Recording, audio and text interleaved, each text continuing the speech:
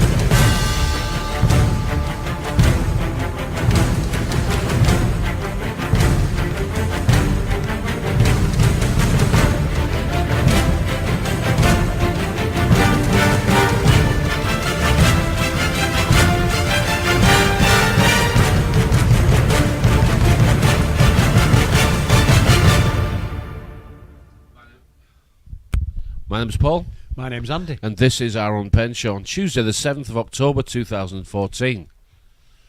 Do you know, over the weekend I've been asking myself the question that keeps coming back all the time.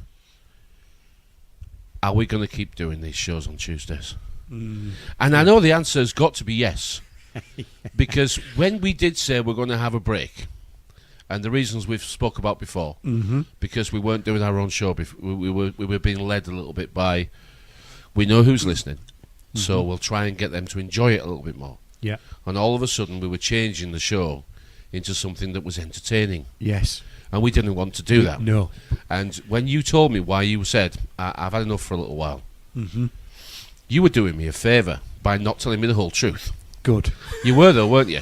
Yes. Because you sort of, you thought, I'll upset you if I tell you why I want to stop doing it. Because in this show that we've put together, we always do it, and I won't do it without you. Everybody thinks that it's me that is leading this show. And they're entitled to think that. They are. But it's not true, is it? No. It's not true at all. No. Yes, I'm the more confident speaker. Yes. And yes, I am perhaps able to take a few more blows in the personality stakes. But that doesn't mean anything in our friendship, does it? No, doesn't. No. And I know that people perceive that Andy just sort of sits there and puts a little bit in here and there. Yeah, and agrees with everything you say. Nothing could be further from the couldn't. truth. No. That's not how this works, is it? No. We talk about the things that we want to talk about prior to the show, and then hardly ever put them in. Exactly, yeah. I mean, it's a week after week after week we do this. We do a better show around your kitchen table. We've said we've got to record that and not do this. And I sometimes say to myself, no, I've not finished that. I haven't finished what I wanted to say. The reason why I still keep doing these and why I'm so glad you keep wanting to do them as well is because when we did stop doing them, the thinking process changed. Stopped, yes. It changed. It wasn't working properly, No. was it? No. There was no desire to do it. There was no need. No. There was no reason to do it. Exactly. And do you think, but you don't get many listeners. Why are you worried about that?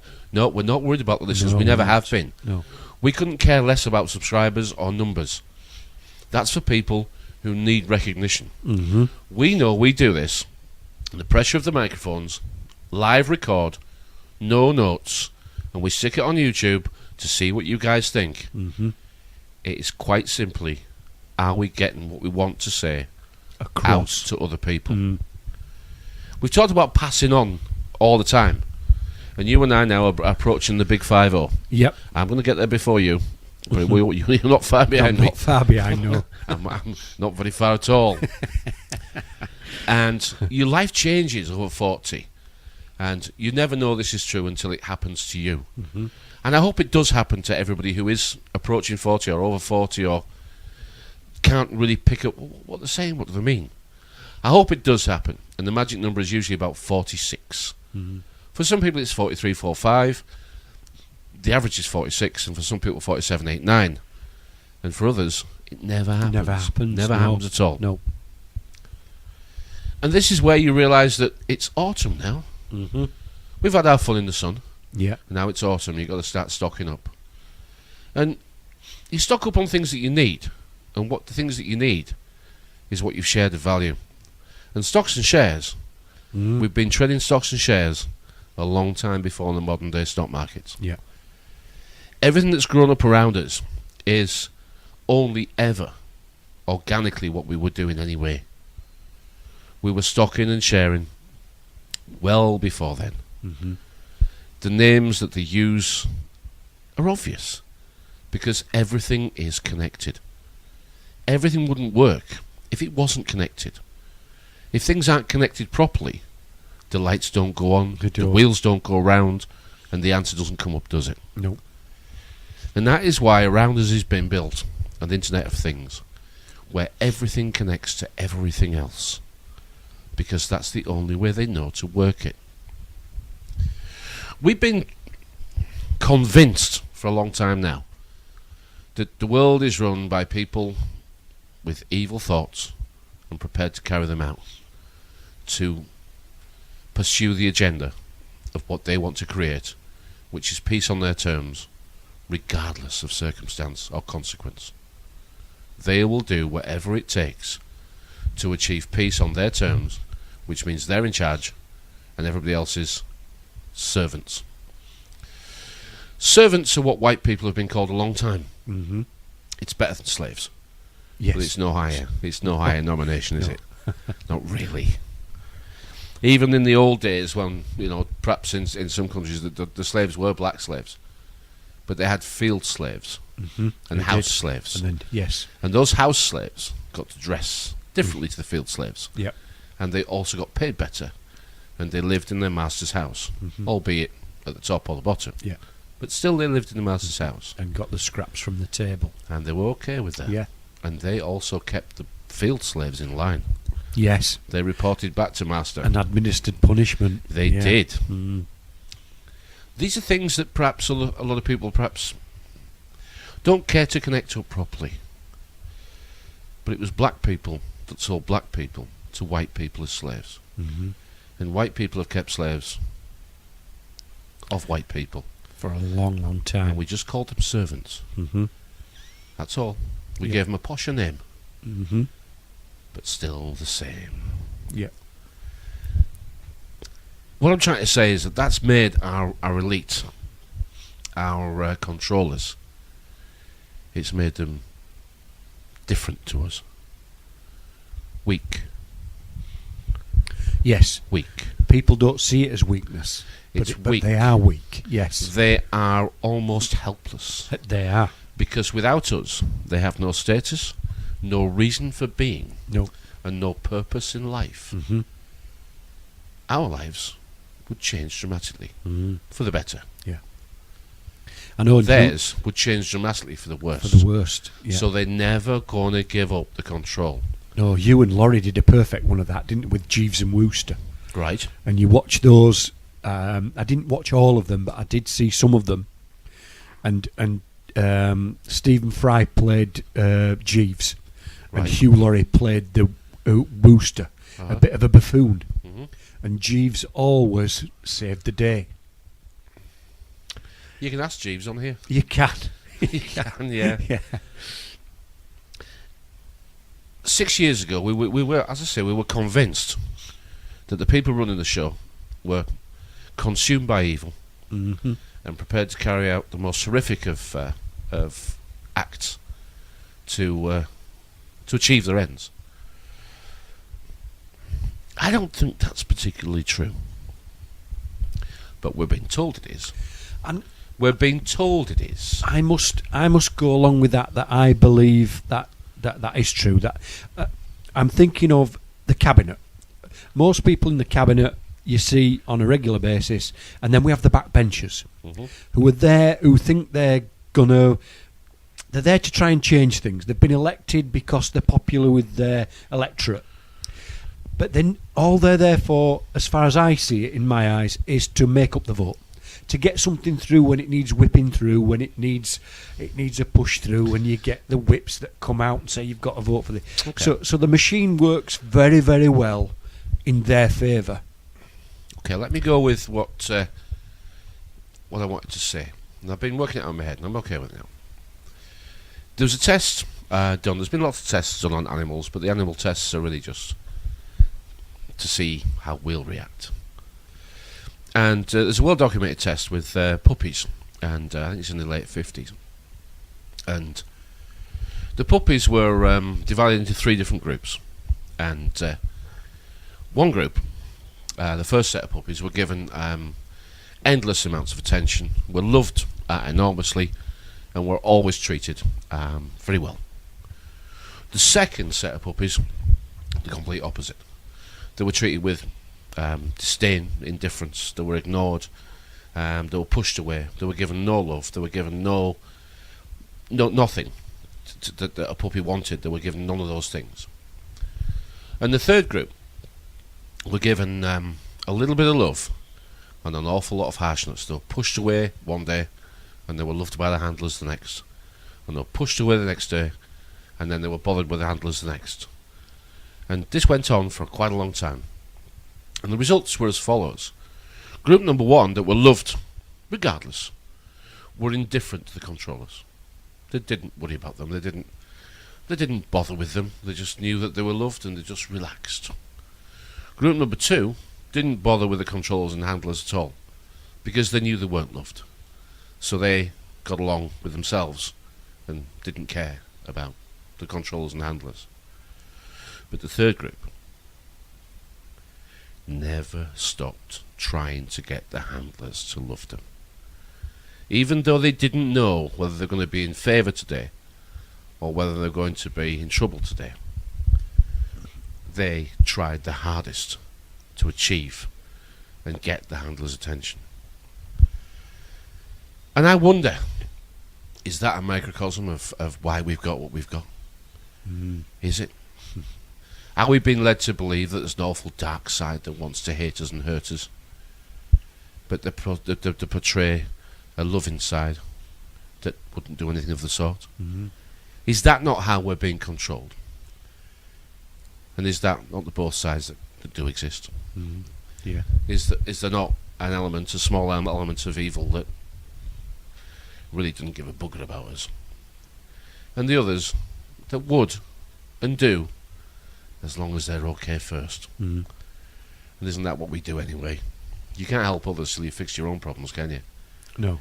And if you're actually a politician or working for the government in high office, you can't do anything else, can you? But you don't want to give your power up, do you? You don't want to give it up at all, do you? No. You want to increase your power. You want to increase your influence. You want a page in history for you.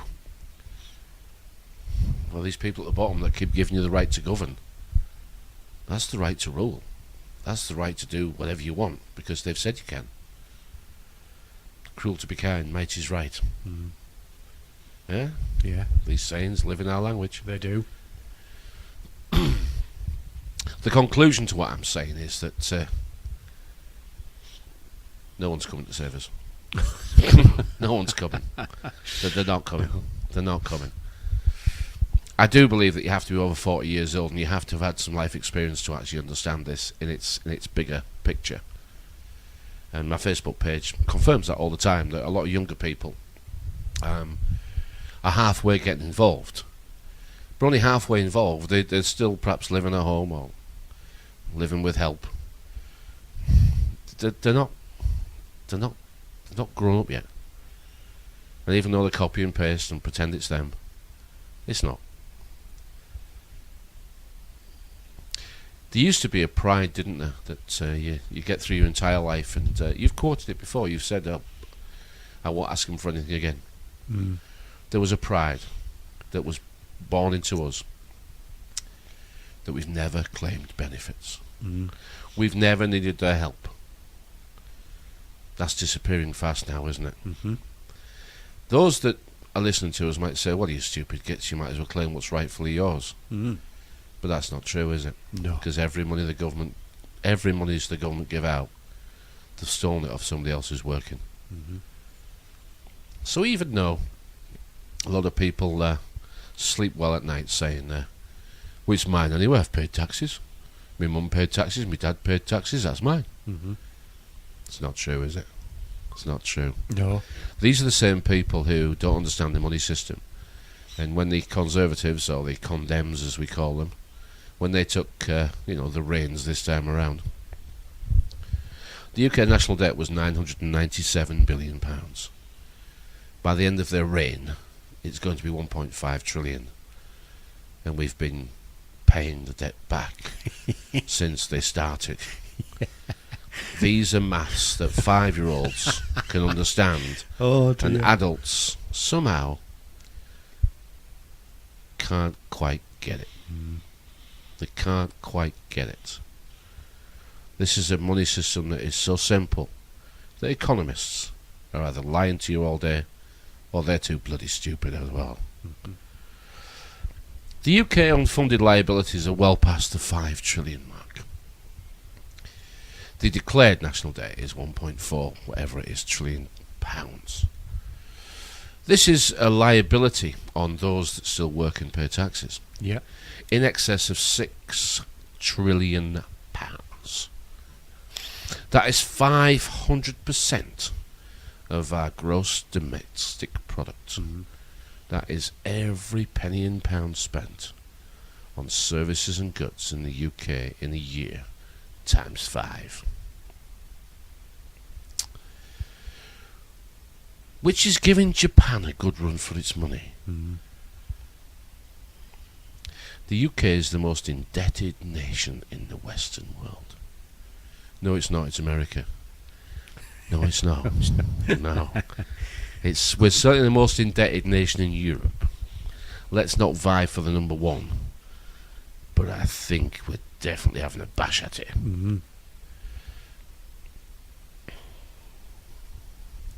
The money has ran out.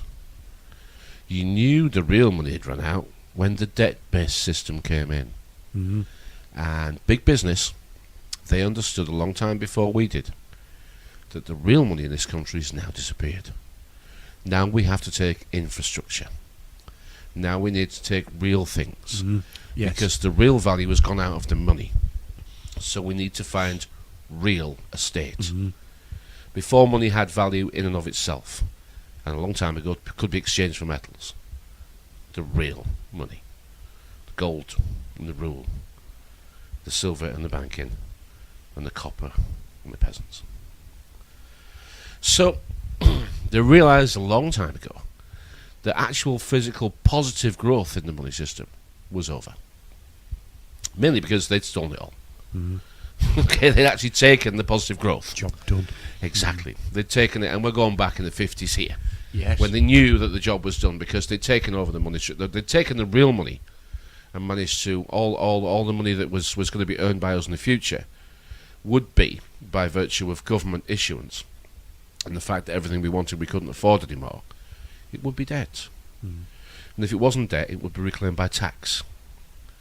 In other words, they knew that the richest we were ever going to be was for some in the 50s and for some lucky ones in the 60s. But you never got to be that rich ever again. So now it was time to start taking the infrastructure. And sure enough, if you look at the calendar, that's exactly what happened, isn't it? They actually crushed every business that was in the public's control. Yep. Now that, of course, is socialism. If you want to argue about the isms. Yeah. And we can argue all day, but it doesn't matter. What is the point? We don't get anywhere arguing. The public used to benefit from the profits that were generated and the resources that we used for the gas, the electric and the water, primarily. Mhm. and the railways and the ships and that sort of thing. Yep. But those things, and the coal mines, and if we keep going, and they were pretty much ruined, weren't they? They were trashed and then sold Yeah. to foreigners. And we think, why would they sell them to foreigners? But of course, we don't see the world as a business. We see England as a country. Yeah, we do. They yeah. see England as an investment They do opportunity and as a resource. Yes. They don't care about the people at all. No. Big business has no reason to be individualistic about the people who live in the country. They see the opportunity to buy a resource at a price they're happy paying. Yeah. Dividends. And then they actually see an opportunity to basically profit from the ability to be able to monopolise that business and charge whatever they want. And how many people in the world, how many companies in the world actually get the oil out of the ground? How many companies in the world actually get the gas out of the ground? Well, of course, we know resources don't belong to just whoever finds them. Resources have already been allocated by the person who owns the land that they live on, or the land that they're found on. Mm-hmm. And although we can't speak for the entire the entire coverage of the globe, we know that the Queen, our Queen, owns 16% of this planet's surface. Mm-hmm. Not landmass, surface. Which means if we cut it up into 6 chunks, she's going to get one of them. So, at the end of the day, the top of the pyramid is who claims ownership of the land that the resource is found on. Because that's who it belongs to. That's whose it is. They might license you to actually get it out of there and pay them a commission for doing it, which is, of course, exactly what happens. Mm-hmm. Or they might license you to sell it to one of their 2 Northern European companies, which is Royal Dutch Shell and British Petroleum, which they just claim to have shares in and have no controlling interest. A really, really good 100-year propaganda effort has been made on the behalf of the Royals, hasn't it, in this country? It has, yeah. And some of the finest people that I've read books by and watched a couple of documentaries, they try and convince me that the Queen has very little power at all now, and really should be regarded as a national treasure. Something tells me that's not strictly true. No. Now, I know she doesn't run the whole show, and I know she's the head of the ship, as it were. But there's more to it. She signed this country's sovereignty away, 1st of January 2009. Mm-hmm. Was it a gun to her head? I don't think so. Did she give up the Bank of England, did she? No. We start using euros, did we? No. The 2 major world wars in the 20th century was England versus Germany. That's the 2 biggest banks in Europe fighting each other. Mm-hmm. Bloodlines, both German. Mm-hmm. Royals, German. Second World War, Germans fighting Germans. History will show that we had so much access to information and learnt nothing at all. The biggest car manufacturer, German. We had the biggest access to information. We had the biggest opportunity to save ourselves, and we wasted it playing games. Mm-hmm. We wasted it playing games.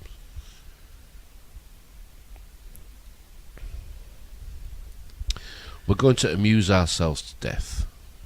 We are, yes. And we're going to love it. We are. And the reason I know that's got to be the case is because it's actually happening now. This isn't the future. We never talk about the future. It might sound like it, but that's just because you can't see it. We have on the edge of Ripon been built a massive nursing home. It is massive. It is massive. And it's been built with NHS money. Mm-hmm. And there are no parking spaces. I realise that. Which means you're going to have a lot of difficulty visiting. Visiting, yes, that's what I thought as well. There is nowhere to park your car. Since when is the NHS building nursing homes? Mm-hmm. Since when? How many nursing homes do you think the NHS is actually involved with? I think a lot. I think an awful lot. Because nursing homes are a jolly expensive thing to go in. And we have a complicated system now, don't we? If you start at the top, if you can afford private care, pick your home and pay for it. Mm-hmm. If you've paid for your house, but you haven't got cash in the bank, pick your home and sign your house over. Yeah. If you don't want to do that, then you can choose to go to a council supported care home where they'll pay towards you keep if you pay some towards. Yeah. But it isn't actually being paid. It's for you to give them back out of the proceeds of the house sale. Or you haven't got a bloody penny. Okay, there's no one to look after you. You need care. So we'll build our own and stick them in there. If the NHS was a national health service, it would be very interested in keeping us healthy and would be chuffed to bits if the numbers of treatments that it had to give us were going down. The fact that it celebrates how many people it treats, how many operations and surgeries and whatever it performs, it's a death management service, isn't it? It's slowly turning into a death management service, which is we're not going to cure you, we're going to treat you, and once you've come to a certain point, we're going to send you off to one of our special homes. Mm-hmm. And you're going to love it there. I'm sure you'll be happy, even though you'll be unconscious most of the time. And yeah, I'm sure you'll have a long and happy time there. 3 or 4 weeks maybe. Yeah. Yeah. These are going to be these are places that you're going to go to Slip away. yeah. What else is a slipway? Well, they're getting us ready because the NHS is actually banning certain medicines if you're too old. They're actually banning certain medicines if you're too old. In other words, you can't have them. Well, what's that if it isn't playing God? Mm-hmm. What's that if it isn't euthanasia? Now, let me tell you something. I'm not actually totally against euthanasia. Not at all. There's a gentleman comes in my shop. I think I spoke about it last week. And his wife is 86 and she's immobile. She's bedridden. She's very poorly, been very poorly for a long time. He's about killing himself trying to look after her. He's now invited some help in. But he can't really afford the amount of help she needs because she's so poorly. Now, it's not my business what they do at all. But without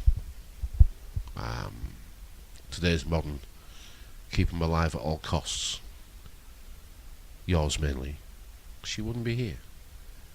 And he's an 86-year-old gentleman, and I've said, what would you like to happen? I mean, I don't know what to say to you. And he said, she shouldn't be here. She should have gone a little while ago. Yeah. That's what he said.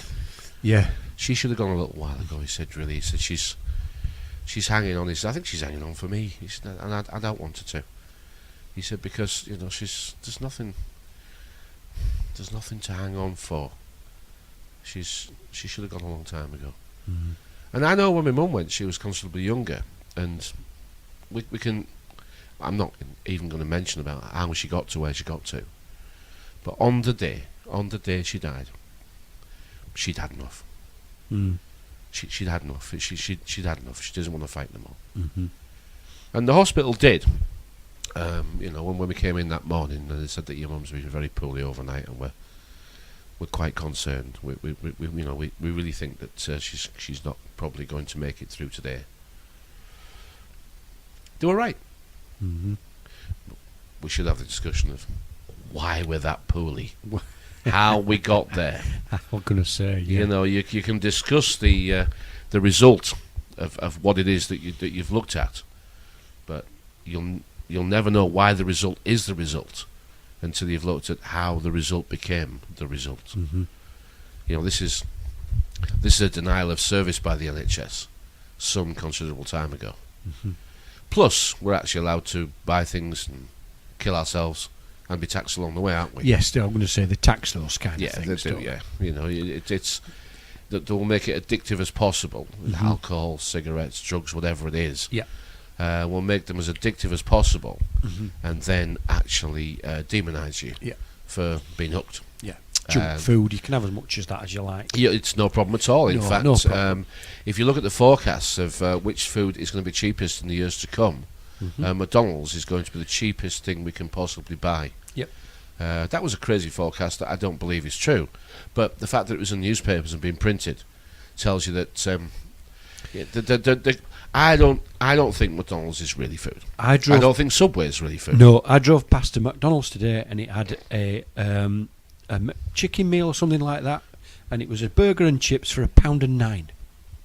Now I could have gone in there and got a burger and chips for £1.09. I didn't do that. I went to a local cafe and I got a bacon sandwich that the girl cooked the bacon in front of me in a white pap for £2. Now how can McDonald's do a burger and chips But for you know the answer. £1.09?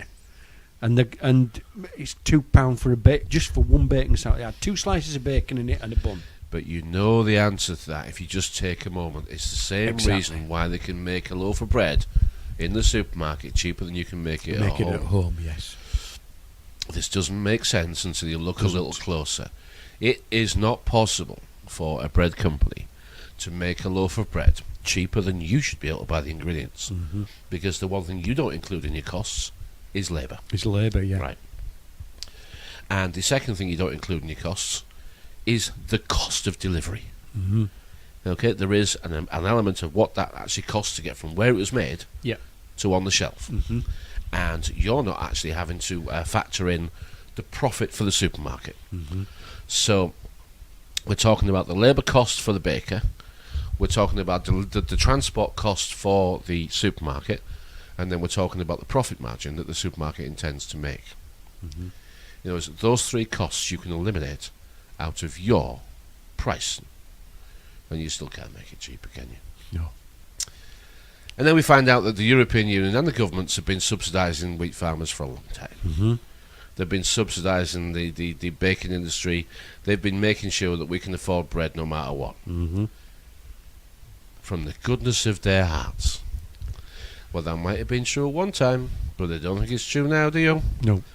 Because once you find that your government is working against businesses, they actually are physically working against businesses by using taxpayers' money to subsidise some businesses so they can produce food cheaper than your local independents that might be doing it better and cheaper. Mm-hmm. Once you realise that this is part of big business's plan, and it's been put into place almost 60, 70 years ago. Yeah. They knew that they would have to grow, and they didn't want to compete. They wanted to bypass competition. Mm-hmm. They wanted to enslave governments, and it was done by debt and lobbying, which is straightforward, paying them to tell bloody lies. Backhanders, yeah. And McDonald's can now make food available to the public cheaper than I can buy it wholesale. Mm-hmm. That can't be true. McDonald's is very inefficient. It's got an awful lot of staff who aren't working at what you might call a great pace. Watch them wiping the tables. Watch them picking up the rubbish in the car park. Not exactly productive work. They have an assistant manager, and a number of them. Mm-hmm. Then they have a manager. Then they have an area manager, and a regional manager. Then they have national accounts managers. They advertise in almost every bloody football ground that matters, and sponsor Olympics. Mm-hmm. How sickening. I know. And they make loads of profit. Mm-hmm. No, they bloody well don't. No, they don't. No. We're paying for our own poisoning, enslavement, destruction and extinction. And if you think you're not, that's all right. What proof you got that you're not? Because I've got an awful lot of evidence that we bloody are. You think World War III is going to be nuclear or a neutron bomb or some form of martial law, some form of dragging you out of your house in the middle of the night and, I don't know, digging a hole and burying you? It's not going to be like that at all. FEMA camps. It's not going to be like that at all. The skill is that they're going to get it to do it to ourselves. Yeah. I saw a little comment on Facebook. It was horrible. And somebody had put under, it was a massacre in the desert. Or that's what it was showing on YouTube. Well, if it's on YouTube, it happened. If it's on YouTube, don't you argue with YouTube. Take them into the YouTube's desert. better than telly because we can choose what we want. And they'd got them laying face down in the desert, and they were just going along and shooting him in the back. And under it, it said, one comment said, Muslims killing Muslims. Couldn't ask for anything better. And I thought, I had to chuckle to myself because I thought, that's the kind of comment that it was asking for. And it got exactly what it was asking for. But we don't know that's a real person commenting. We don't know how deceptive and divisive that is. I didn't click on the I didn't take it any further. You don't do it. I mean, I've had a few comments. People comment on my Facebook page. I mean, I do find it funny. Yeah. Why do they feel a need? I put up information that I find interesting that I might use in the show. I say that every week and never use any of it. But I try. People somehow feel that they have to add their comment to make my page better. Yeah. How big-headed is that? How big-headed do they think they are? Yeah. I'm going to comment on your page and make your post just a little better. Really? Really, are you? Really? Well, it made me think of a comment that I'd heard before, and it was somebody had put down, politicians line them up and shoot them. Now, those two comments are exactly the same. Doesn't matter whether they're Muslims or the politicians. We're meant to be human beings. We're meant to be. That's why I said we're meant to be. But this is a world at war with itself. Yes. This is a world at war with itself now. The people in charge will tell you that they're actually trying to achieve world peace by bombing people into oblivion. Exactly. If you want to create terror and you want to create people who want to fight back against you, start attacking them. Yep. Start killing the women and the children indiscriminately and tell lies in your media about what they're doing to you. Now, the Mujahideen, the Taliban, Al-Qaeda, ISIS, ISIL, IS, Dr. Brown's Boys, whatever, right? Doesn't matter. Are they real? I suspect in some part, the lower people who are in that group, of course they'll be real. Because if the shoes we were wearing those shoes, and America was indiscriminately bombing our people and lying while they were doing it, you and I would say, shall we sit here and get bombed in our houses? Or shall we actually go and make an effort to do something here? So we would do the same thing. In fact, in our own way, in our own cowardly way, we're doing that here, aren't we? Yeah. We're trying to say, look, we're under attack, and I know people don't believe it, and I know too many people work for Big Brother to ever consider not working for Big Brother. Yeah. Because school is just a memory test. School is like the computer that we're actually sat in front of now. The bigger the memory and the faster the recall speed is what school wants. Yes, top of the class. Yeah, school. People get the word think and remember completely confused. They think it's the same thing. It's not the same thing at all. You hear it in sentences like, "Hey, do you know? I've been thinking about that day we went to Scarborough and we walked along the beach, and then we went on Dodgems and we bought a candy flower. Yeah, I've been thinking about that. That was a good day, wasn't it?" That's not thinking, is it? No. That's remembering, isn't it? Yes. Thinking is not bloody remembering. It isn't. But people think it is. The reason they do is because school has actually taught them that. School says, sit down, shut up, and listen to me. And the teacher are all the same. You listen to what I say and repeat on demand the answer that I'm going to give you. Listen to what I say and repeat on demand the answer that I'm going to give you. We're going to test you quite regularly, and we're going to ask you the questions that I've already told you the answers to. And you don't have to recall the answer on your own. We'll give you a couple of reminders called multiple choice. You see, so don't you worry about thinking what the answer is. You have to see if you can remember what it is. Thinking would be a process of, now then, which mountains in which country? If I have to remember that Krakatoa's there and Fuji's there. Where's Everest? Windus? No. Wells? No. And you'd have to think about, in your head, you'd have to draw pictures in your head. We don't want you to do that. We don't want you to do that. We want you to remember or guess. Doesn't matter which.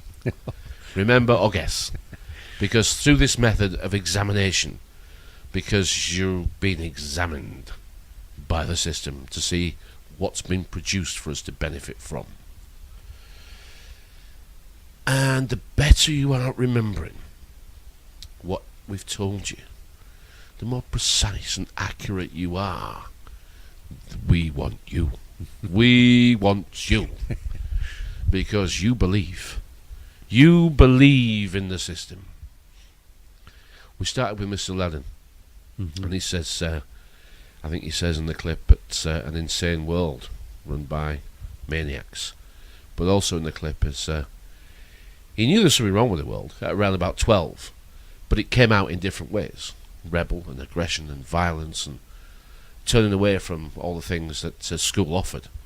And to some extent you did that. I did, yeah. And to some extent I did that.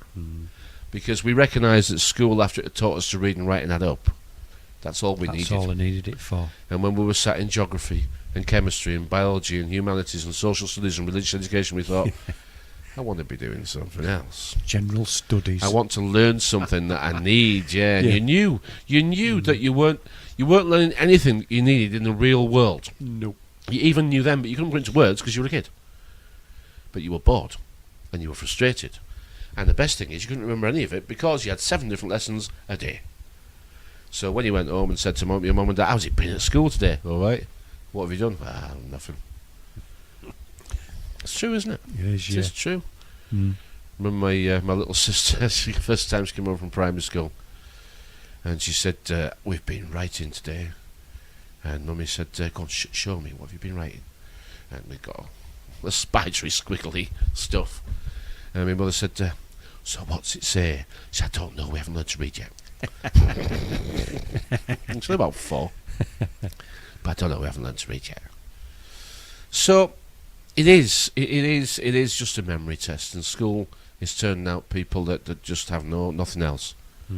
I know because I employ them, and there's no logic. There's no logic. There's no logic. Definitely not. I used to get a little bit frustrated with those kids, but now I realise it's not their fault. And I've got one at the moment he's going to turn out to be an absolute diamond, because he's recognised that he can't do it. And I mean, he's a good-looking lad, 16, tall, popular with the girls, intelligent in what they rank as intelligent, thin, wears nice clothes. I hate him personally, but I'll have to put up with him. And he's going to be one of my biggest challenges. But the one thing is, he recognises that he can't do it, and he actually sort of, why can't I do this? Why can't I do it? And I said, no, it's just a chip shop, isn't it? That's a start. It's just a chip shop. I said, I know school tells you top, middle, or bottom, and I know that you're pretty much in the top, which means that you can mix with the people in the middle, but you don't mix with the people at the bottom. They're not your class at all. Don't you be mixing with them classes. You're in the top, and maybe you could pick a girl from the middle, maybe, but not the bottom.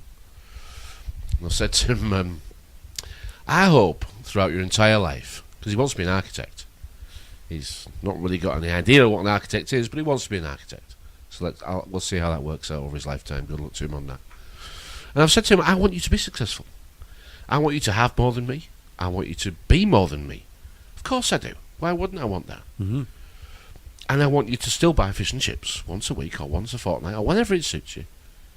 But I never want you to forget that the people who work in fish and chip shops and other fast food establishments, they're doing a job at that age that you see them that you couldn't do either. Mm-hmm. So even though school classifies you as top, middle or bottom, school might say, Joe, you're in the top class. But when you come to work in a chip shop, Joe, you're actually at the bottom. So which is the true classification, Joe? Mm-hmm.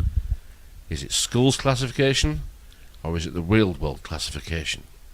Which do you think it is, Joe? Mm-hmm. And he smiled and he said, I don't know why I can't do it, but I will. Good for him. Good kid, eh? Yeah. 16 years old, good kid. Yeah. It's encouraging. It's That not is. much, but it's encouraging. Yeah. But it proves your point that you've said before, that he's at school and he's getting lessons, Yeah, exactly. but he has to come to work and be a moron. Yes. I'm trying to get lessons make you bright and morons make you dim. It should be called less offs. That's what it should be called. Less offs. That would make sense, wouldn't it? Yeah. I'd like to share a revelation that I've had during my time here. It came to me when I tried to classify your species. I realized that you're not actually mammals. Every mammal on this planet instinctively develops a natural equilibrium with the surrounding environment, but you humans do not. You move to an area and you multiply, and multiply until every natural resource is consumed. And the only way you can survive is to spread to another area.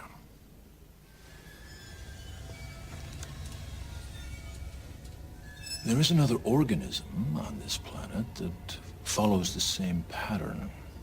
Do you know what it is? A virus. Human beings are a disease, a cancer of this planet. You are a plague, and we are the cure. Scary stuff, isn't it? A top scientist gave a speech to the Texas Academy of Science last month, which last month being March 2006. He advocated the need to exterminate 90% of the population through the airborne Ebola virus. Dr. Eric R. Pianka's chilling comments and their enthusiastic reception again underscore the elite's agenda to enact horrifying measures of population control. His speech was all to be kept out of the record before it began, and cameras were turned away, and hundreds of students, scientists and professors sat in attendance. Saying the public was not ready to hear the information he was going to present, Pianka began by exclaiming, "We're no better than bacteria," as he jumped into a doomsday Malthusian rant about overpopulation destroying the earth. Standing in front of a slide of human skulls, Pianka gleefully advocated airborne Ebola as his preferred method of exterminating the necessary 90% of humans, choosing it over AIDS because of its faster kill period. Well, here we are, 8.5 years later, listening to the prophecy of Dr. Eric Pianka. Now, we don't normally touch the news of the day because, quite clearly, sat in North Yorkshire, we only have certain sources that we can actually access. Mm-hmm. And although there are plenty of news sources that we would like to believe are doing their best to deliver the truth, we can't be comfortable that they can or they do. Mm-hmm. Not really. No. Because in this wonderful world of Disney, controlled by a mouse, the news programs have got an interest to provide the news. And those that do it well, do it for free. Why is that then? Who's paying their wages? Yes, who is? You know, who's paying ITN's wages? Who pays AP? Who pays Reuters? They don't buy stories off them, do they? No. They don't buy them. They're given them. So who pays AP and Reuters? You see? Where do they get the money from? Where do they get the actual... Because they don't get paid for the stories. They produce them and hand them out. There's no money in the news, is there?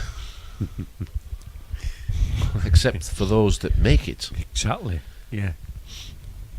Do you see what I mean by that? In the alternative movement, we find lots of radio stations and lots of people set up and try and present the news. But it's time consuming. And it is also not guaranteed to be true. Because you're using a news service. Yeah. Secondary or even third party. And sometimes from websites that are here today, bloody gone tomorrow. You've been fattened up on it, aren't you? It's called news feed. It's called news feed, and you'll take as much as they'll give you. Yeah. You can eat as much as you want. You can. Absolutely. But you'll never know what's true if you can't actually see, taste, touch, smell. No. Bloody well hear it. Everything else is subjective and cannot. It's only ever be evidence. Once we stop using the T word, do you remember that T word? Yeah? Once we realised that it was a slippy character that can change as new information keeps arriving, we never claimed again to try to be looking for it. No. We just tried to come up with the most likely explanation today. And let's see what happens tomorrow. Yes. And see how good that explanation stands. How it holds up against the new evidence that arrives. See how much change we get. Exactly. And Ebola is something that I do want to talk about. And I only have my 2 pence worth to put in. And I always, I worry about myself a little bit because I actually think, what would you do if you were actually sat in that position? And I keep coming up with the answers rather easily, which bothers me a little bit.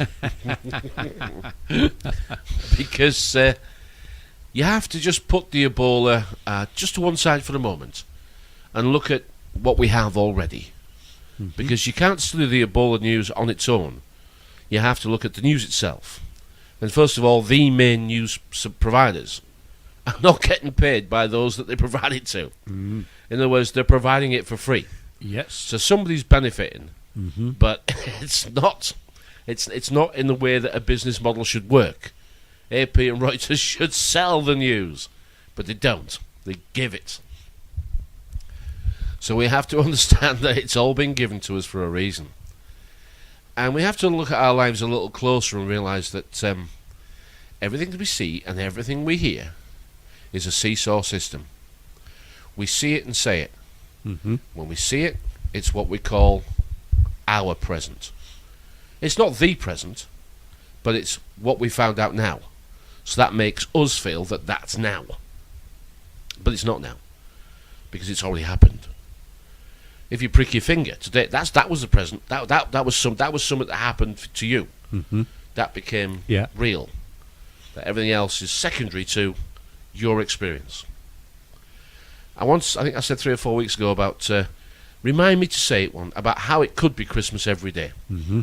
How you and I might actually agree now that to a point it is Christmas every day. Yeah. Because at Christmas, on the Christmas day, the one time a year you get the present. Yeah. And the best present is the one that you unwrap and you discover it and you learn how to use it. Or if it's a game, you learn how to read the rules and you play the game, but that's your favourite present. Well, we get a present every day. And present is the same as the word gift. And as far as I'm concerned, they make the present and give it to us every day. Yeah. And our job is to unwrap it, investigate it. And use it. And use it wisely. Yeah. But we don't. We throw presents away now, don't we? Discard it, because at Christmas and birthdays, we get too many presents, don't we? Yeah. So we unwrap them all, throw them to one side, and what's next? Yeah. Throw them to one side, and what's next? Throw them... Well, that's what the big people are doing. Give me that present. No, I'm not interested in that. Give me that present. No, I'm not interested in that either. What's that present? Oh, I'm interested in that. You got what else? Mm-hmm. Isn't it? That's what this Christmas everyday thing is.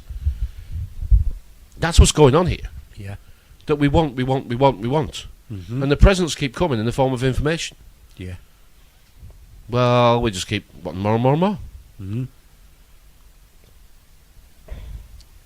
Back to the Ebola thing. Now, if I wanted to work for the pharmaceutical companies, if I'd been sat at dinner with GlaxoSmithKline, whatever they're called, or whoever, that doesn't matter who it is. If I'd been to dinner and one of their representatives, their senior people, they said, "We need your help." And what we'd like to do is we'd like to talk to you because you're part of the government disaster response team, and we'd like to talk to you about it. And we do feel that Ebola is going to be a real problem in the future. It is one of those diseases that we can't find a cure for. So what we'd like to do is, we'd like to, with your help, we'd like to teach the public, okay, how to react and what to do in the event of this terrible disease being spread among the population. So we need your help in the following way. We want you to help us create the instance of an Ebola outbreak. Now, what we do here at the pharmaceutical companies, we actually look for people who will help us. And we used to, in the past, we used to describe, or we used to tell people that this was a training exercise. We're training and we're trying to learn how to handle the public, gauge the reaction, and we're trying to learn how to control mass bloody panic. And it's very hard to create mass bloody panic when everybody knows it's a training exercise.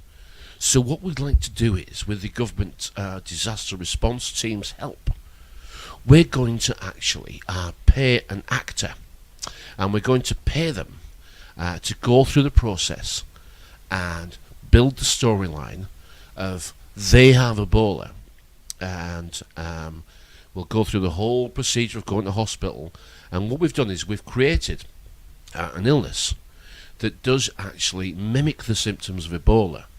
So the doctors will actually, knowing to look for these symptoms, because we always issue the doctors with the latest guidelines on the latest threats.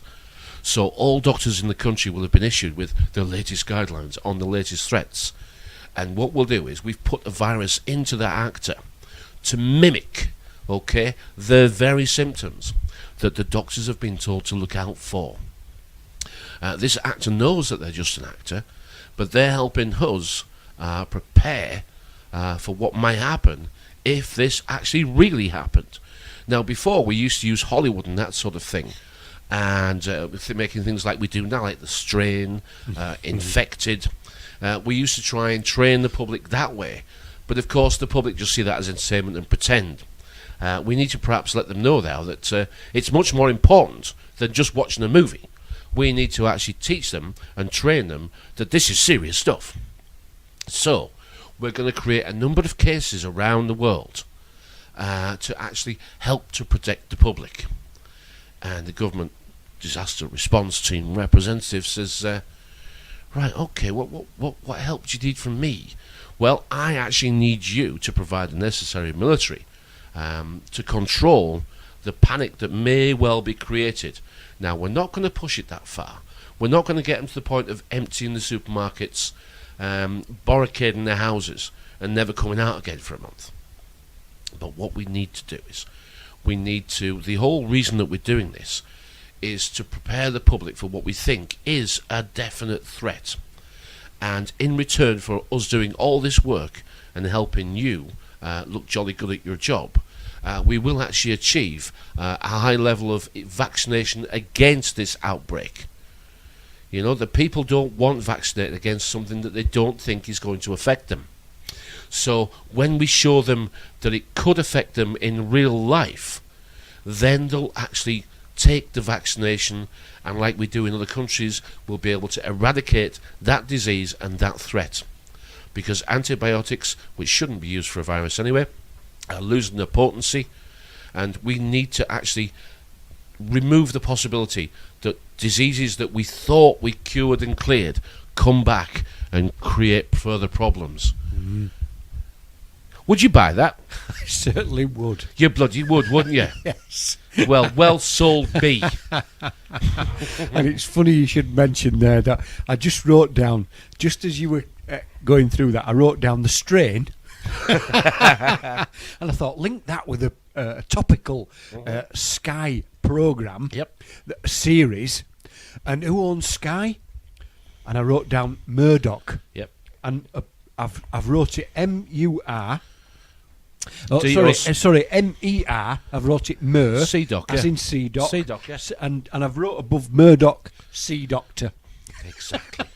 So you will go see the doctor. I kid you not. This is I kid you brilliant, not. isn't it? This is, and why don't people understand this on their own? Why can't people see this for themselves? What would you do? That's what I'd do. Yeah. Well, what's the ultimate? Well, protect the public and flog me vaccine. Yeah, You know, everyone's a winner. Yeah. Everyone's dinner's on me. I've got dinner's on me. He'll be provided. Invited to the next company too. And there's a little something in that envelope there for you and the missus to go have a jolly good holiday on us. Thank you very much. And we actually speak to the doctors individually. We send our representatives round and make sure that these are the symptoms you need to look for. And anybody listening thinks, oh no, that's rubbish, that won't work. Crazy frog. Yeah, tell me what would work. Because Exactly, these actors, right, throughout all my time, and I've been part of the RAF at one point. Throughout all my time, we had exercises, and these were all disaster exercises. Always were, but it was always a giggle and a laugh, and you've got a broken arm, and you've got a broken leg, and don't let them move you, scream and scream. It was all scripted in a way that was like, well, it was a bit childish. bit of a bloody waste of time, to be honest. Yeah. We didn't learn a great deal, whereas we've moved on a little bit now. And there's no doubt about it that if the recruiters go to drama school, they say, look, we need your help. Now, we don't need your help carrying bombs in backpacks around London, but we've done that one. But what we do is we need your help, right? You mustn't criticise 7/7 and question the government narrative. Oh, no. You mustn't. No. Remember, don't question authority. No. Sit down, shut up, do as you're told. Yeah. Right? Sorry, you Scottish git. Bloody cabbage patch, bloody kid. Spineless. Couldn't even go on shooting holiday because he hurt his back. Got a fucking backbone anyway. Ian Duncan Smith's the devil in the detail, isn't he? Where was that? Punching the air at the conference. Where was I? Yeah. What was I talking about? Back with the Ebola and how it could be Drama school. Drama school, That's yeah. where I was. Drama school I was at. Drama school, my friend. Drama school. They've all been there. Radar. Yes. Radar. Anyway, it would be relatively simple. I mean, everybody's an actor. Everybody's an actor. It would be pretty simple to give them the same speech, wouldn't it? Yeah. It would be pretty simple to say, look, the success of our entire operation here depends on you actually playing your part, and you mustn't give the game away. Otherwise, it makes the whole thing a waste of time. Yeah. We're actually here to actually protect the population that you are part of. Yeah, you know. And if one person doesn't get infected, one person doesn't get vaccinated, that means you could all get it. Yeah. You say, hang on, wait a minute. Wait a minute. If one person doesn't get vaccinated and we all are, we can still get it. Really? So, well, we can't cover all the strains. No, it mutates sometimes. I was going to say, yeah, it will mutate. You see, Ebola was never airborne when Pianka was talking about it, but he was dreaming about the airborne Ebola. It's a lot cheaper and a lot more successful if you use actors and make it up, as Hollywood found out. Yes. See, killing people's a bit difficult, but you have to look at the big Hollywood blockbusters that we have, and the Navy and the Army and the Air Force. They use all their kit, right? They use their bases. They even go inside their offices, their computer centres. Why would they let them do that? Well, it's a bit more convincing when you see real stuff, isn't it? See, over time, we've been allowed to get into reality. Yeah. You see, I've said before, the news is the fiction and the films are the facts. But we're trained to think of the other way around. Yeah. You know, I mean, Hollywood wasn't knocking out warships to make war films, was it? It was borrowing them from them that had them. It was, yeah. I was just thinking, I've just wrote down there, we were talking there, we call it YouTube, don't we? And to make any money on YouTube, which you can make money on YouTube, it has to go viral. It does. It goes viral. And of course, an analogy I've used in a few shows back was, well, we are a tube. You're a tube and I'm a tube. Well, it goes in one end. Exactly. And comes out the other. And depending on how much goodness is in there, depends on the speed it goes through. Exactly. The good stuff takes a while to go through. And the crap, it's through before tea time. So it looks like we're all suffering from an Ebola, according to that. Oh dear. It is. Life's easier to understand than perhaps a lot of people think it is. It's the people that are complex. Yes. It's the decision-making process that the people use that are complex. Yeah. Currently talking to somebody now who's just working out the world, 6-7 weeks in, spot on the right age. Talking to that person now. Very difficult to break into that person's life and show them how it works. I can't remember those days very well now, but I can remember being on my own. And I remember playing my DVD on my shop TV that I'd made with Windows Movie Maker or Windows DVD Maker, and it was the first thing I'd ever made on Windows DVD Maker. And it was very good. It was just typed. And then I would think today I could probably make it in about 5 minutes. It took me days. Days. I couldn't work out how to use it. Couldn't work it out at all. I'm a thick Yorkshireman. I thought. So you did better than I did. Well, I couldn't have even started it. 2 DVDs. But I do remember being on my own. And they do say that you've got to attract and advertise, and you've got to try and find people like yourself. And it found you. We you spotted it. It did. It brought us together. You know, and I was playing that DVD for I don't know a week or 2 or 3, and 99% of the people just looked up and looked away because it was nothing they were interested in. I look back at it now. I've still got it now. And I look back at it. I think, of course, they were interested. It didn't make sense what I was putting up there, no. But it made sense to me, and it made sense to you. And I remember saying to you, "Did have you spotted? I know all that stuff. Oh, yeah, that's wonderful, wonderful." And we've become firm friends. So even though perhaps it is, for many people, it is a lonely road. When you do find somebody who's travelled that same road, it is worth it. Yeah. It is worth it because we've been firm friends now from the very start. We have, yeah. And we've only ever spoken whatever we wanted to say. By golly, it's taught us a few things about how these things are done. And now we find it hard to relate to other people who don't speak like this, who don't say things how they are. You know. Starting off the show by saying that in the early part of this year, you said, "I maybe want to take a break," and you didn't finish it off. But when I came back to the shows. I'm saying when I came back, when we said, okay, well, we will do another one. You did say why it was, and you were right, you know. And that's the value that you bring to this. That you actually tell me things that I need to know. Yeah, and you were right. And I can't always find the right words. It takes me a while to find the right words. But that's the value. Yeah. When someone says, I don't think you're right there. I don't want to do what you're doing. And you think, well, I want you to do what I'm doing. I want you to do it. We've been doing this for it. I want you to do it. And you said, well, I don't want to. And I was like, I got a little bit, well, why don't you want to? Yeah. And you were quiet that night. You said, no, I just don't want... Yeah, I was deep in thought. But you were right. And that is, I feel like say, thanks very much. Because what happens is when mum and dad have gone, which my mum and dad have gone now, and I suppose in the lineage of our family, it's me. It's me next. There's nobody else. So who do I actually get told off by? The most I miss my mum the most because she told you off. Yeah. She told you the truth. She told you when you were being silly. She told you when you weren't making sense. And she taught you. She always had something to teach you that you weren't prepared to learn when she tried to teach you. Exactly. Yeah. And she's gone now. And there's no one to tell me off. So between yourself and Joe, I found somebody or some people who perhaps are not too worried to say, do you know what, Paul?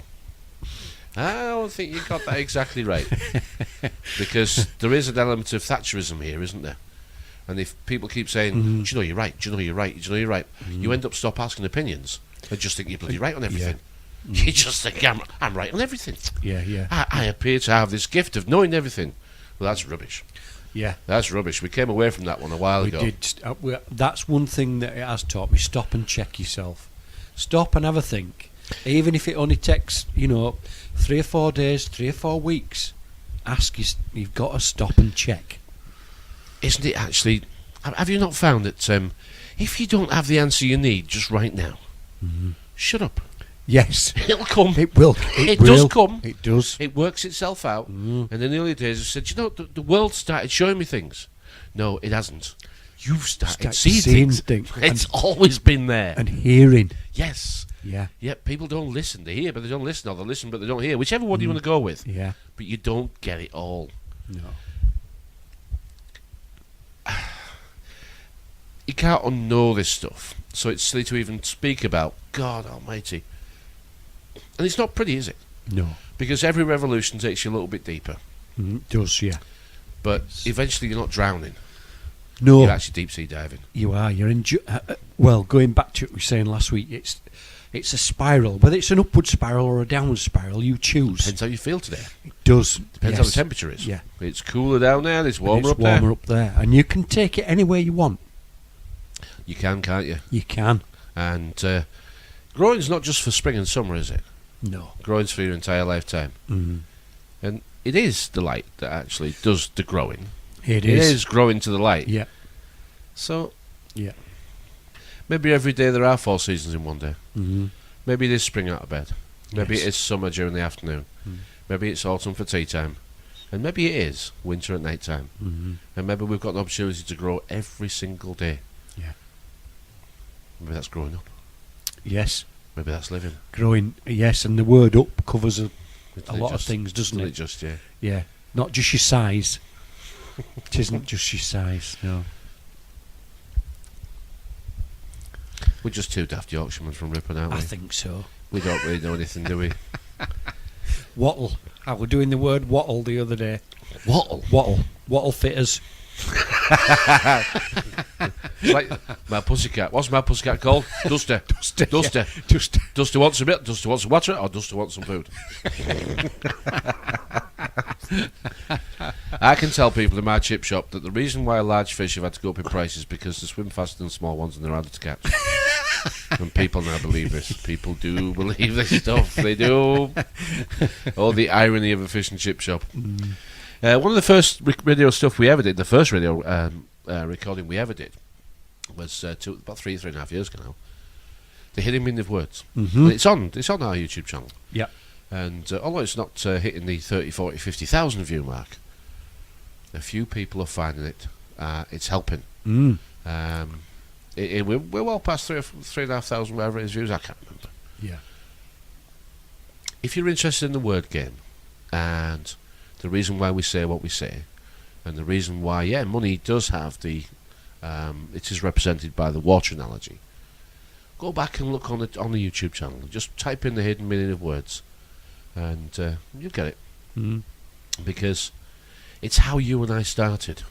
Yes. And if you're having trouble with YouTube, and you're having trouble with Facebook, and you're having trouble knowing where to start, like all computers that you are, You've been programmed by language. You have. You've been programmed by a basic language. Mm. And the basic, or sick bay, which is wards, the sick bay language that we have been programmed with is the very basis of why we cannot understand, why we can't get out. Yes. We can't get out of this cycle because we really truly do not know what we're saying. And once you do learn a little bit about what you're saying, you learn about what the politicians are saying to you, and you learn about what the films are trying to say to you, and this gives you a method of connectivity that starts to give you confidence to try and start connect things. Yeah.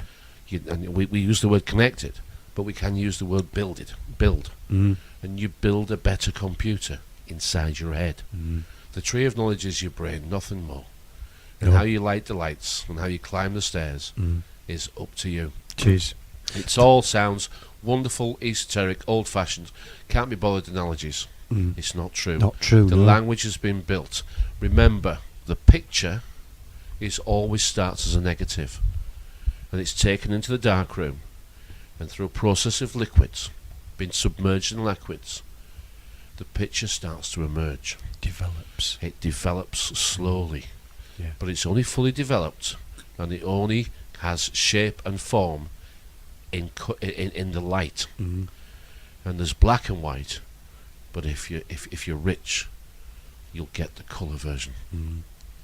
In the film The Giver, which is out of the cinemas now, and I recommend people who are interested in this, I recommend you go have a look at it. Have a look and maybe watch it or rent it or whatever. Because that film is, the majority of that film is in black and white. And the colour only comes when the emotion comes.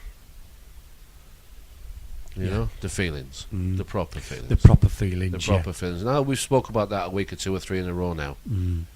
But it's because we keep thinking that was the most important discovery, wasn't it? Yeah. And I don't think I could have felt them 20 years ago. No. I don't think I could have really felt them 10 years ago. No. Maybe. No. But I don't know. My emotions have definitely changed. Yeah, definitely. I've lost the... how can I say it? The Worrying about what the people think. Yeah, I can't say... the deadness, I suppose. That you've died. I see where you get that. You died and you've born again. Not in a biblical sense. No, but you do feel that in it an is emotional, the best descriptive, isn't in an it? emotional way. Yeah, you've dug yourself out. Yeah, you've either saved yourself from drowning or you've been buried alive. Well, Afterlife is another film. Yes. After.life. It's After.life. That's another film. That's a brilliant allegory of the process. Liam Neeson in Yeah, that. it's a brilliant. I mean, I recommend that Afterlife. It's a brilliant film. And how I can put that in context of what we've been talking about tonight is, I was of a mind when we went into Afghanistan and Iraq the first time. I said to myself, or out loud even, what are we going into Afghanistan? What are we sending troops in there for? We've got neutron bombs and stuff like that. Yeah. We've got this. We could just nuke the place. This were me talking. Just nuke the place. Well, I was talking today to somebody else about the biggest change that you're aware of is you. Yeah. How much you've changed. How much I didn't know you before then. No, you didn't. I didn't know you at No, all. you didn't I know me at I that knew time. I knew the Andy who was about the same place as me. I was emerging. We couldn't bloody work out how this worked, but we knew No. we didn't know. I knew I and was we spent wrong. our time. I knew I was very, very wrong. We had some late nights and long talks trying to work it And out. tears. Crikey. Quietly had a few of those. The emotions that you say. And that the you go relationship there. problems that you have to go through to get. But I had my own relationship problems with my own staff. Yeah. My own staff, the three, been here a long time. They seriously thought I was going nuts, and I seriously believed I probably could have been.